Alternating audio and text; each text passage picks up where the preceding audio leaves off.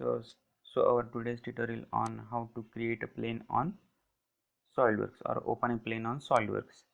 So firstly, we need to open the Solidworks. Just right click on your desktop icon and click on OK. So our Solidworks window appear. This is the home page. So firstly, we need to go to the part. This is our Solidworks interface.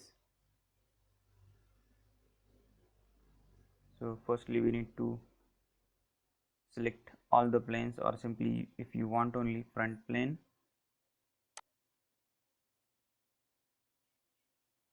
then you can right click on plane and click on show or click on sketch. That's your choice. If you want all planes, then you can select all of them in single click. Just drag it and click on show, then you will get show any plane. Then you can directly just go to the plane and sketch anything.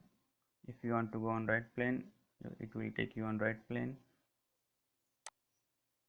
This is the single click process only.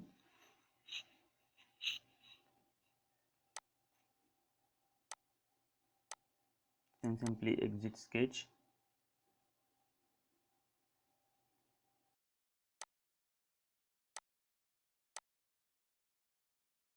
Directly close the tab.